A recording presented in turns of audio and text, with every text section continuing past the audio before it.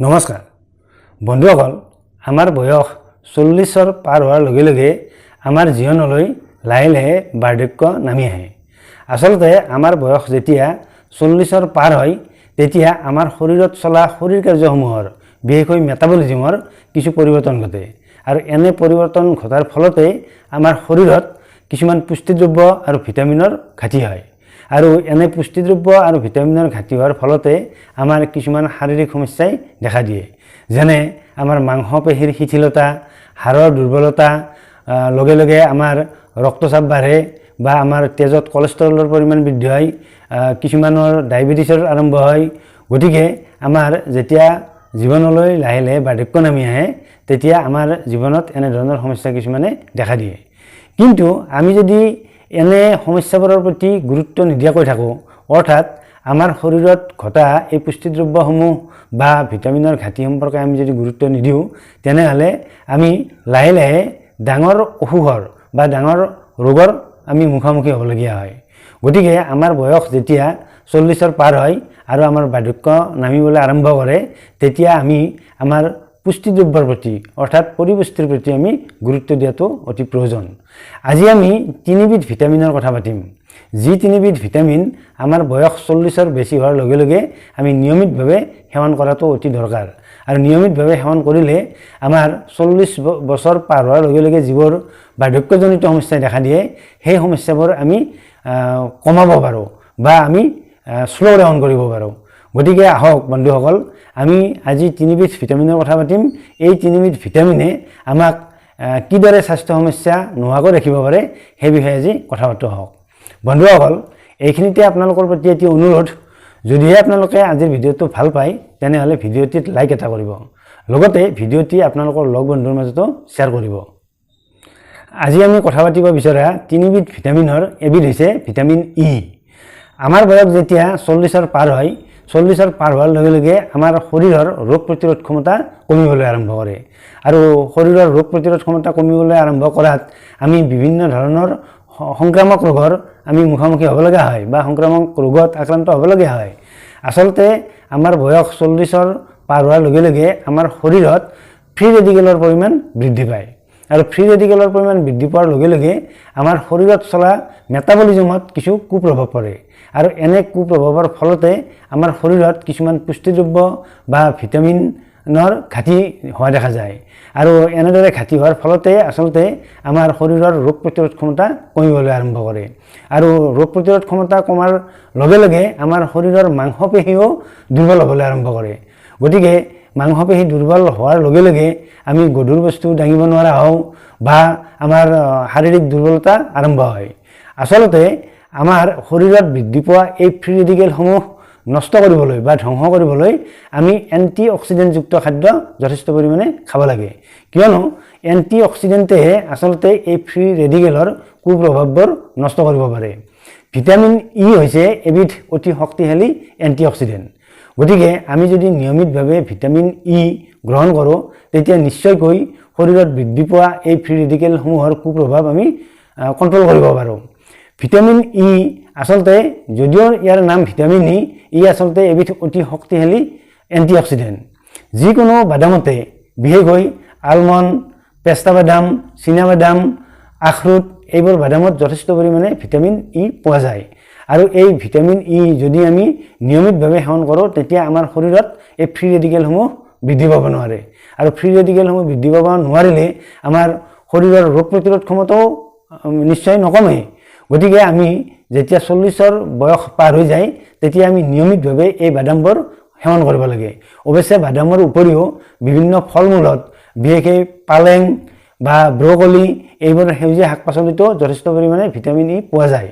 গতিকে আমি 40 বছৰ পাৰ হোৱাৰ লগে লগে এনে এণ্টি অক্সিডেণ্টযুক্ত খাদ্যবোৰ আমি নিয়মিতভাৱে গ্ৰহণ কৰিব লাগে।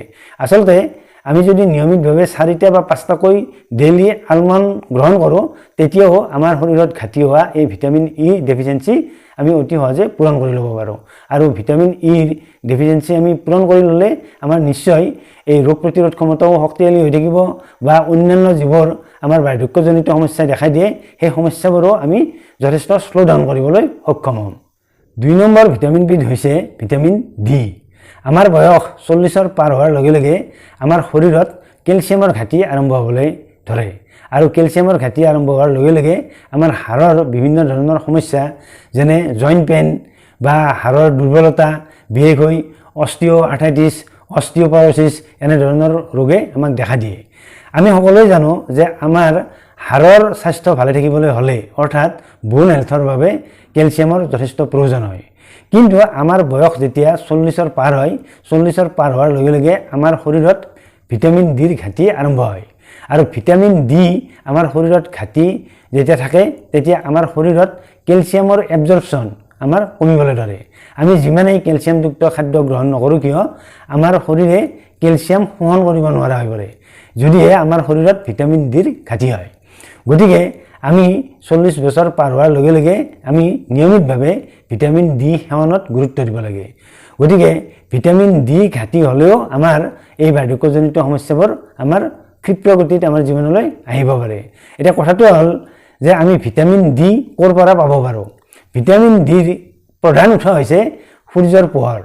আমি যদি ডেইলি আমি আধা ঘণ্টা বা 45 মিনিটলৈ আমি ৰ'দৰ পোহৰত থাকোঁ তেতিয়া আমাৰ শৰীৰত ভিটামিন ডি প্ৰস্তুত হয়। আচলতে আমাৰ গাৰ ছালত থকা কলেষ্ট্ৰলৰ পৰা ভিটামিন ডি প্ৰস্তুত হয়।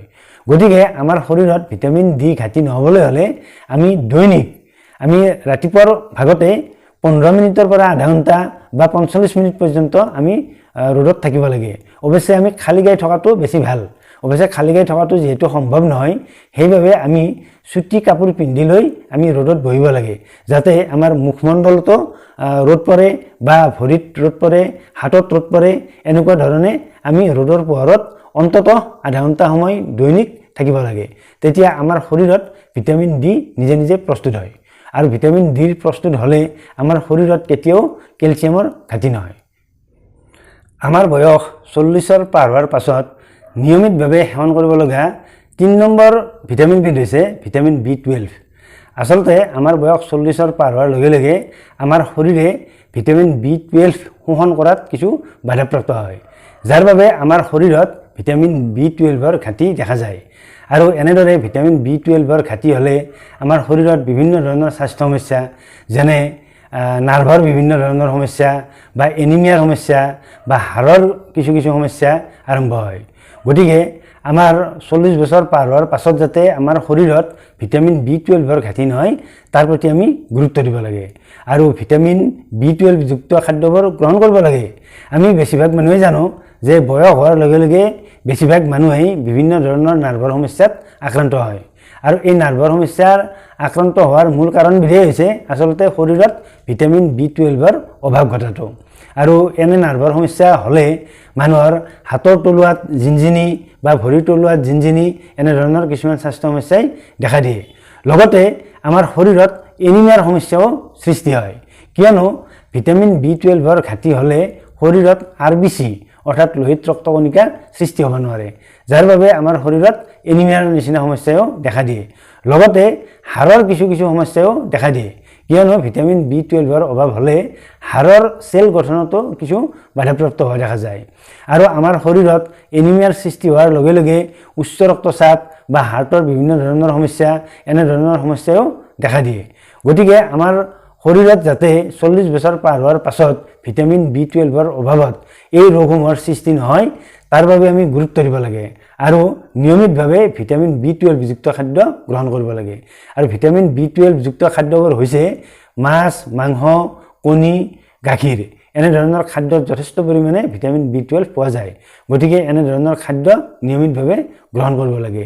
অৱশ্যে আমি উল্লেখ কৰা এই 3বিধ ভিটামিনৰ উপৰিও আটাইবোৰ ভিটামিন যাতে নিয়মিতভাৱে সেৱন কৰা হয় তাৰ প্ৰতিও গুৰুত্ব দিব লাগে কিয়নো যিকোনো ভিটামিনৰ অভাৱত বা যিকোনো পুষ্টিদ্ৰব্যৰ অভাৱতে আমাৰ শৰীৰ পুষ্টিজনিত সমস্যাই দেখা দিব পাৰে। গতিকে আমাৰ বয়স 40ৰ পাৰ হোৱাৰ লগে লগে আমি বিশেষকৈ পুষ্টিদ্ৰব্যত যাতে আমাৰ ঘাটি নহয় তাৰ প্ৰতি গুৰুত্ব দি আমি পুষ্টিকৰ খাদ্য খোৱাত গুৰুত্ব দিব লাগে। তেতিয়া আমি সোনকালে বাৰ্ধক্য নামি হোৱাত বাধা দিব পাৰোঁ।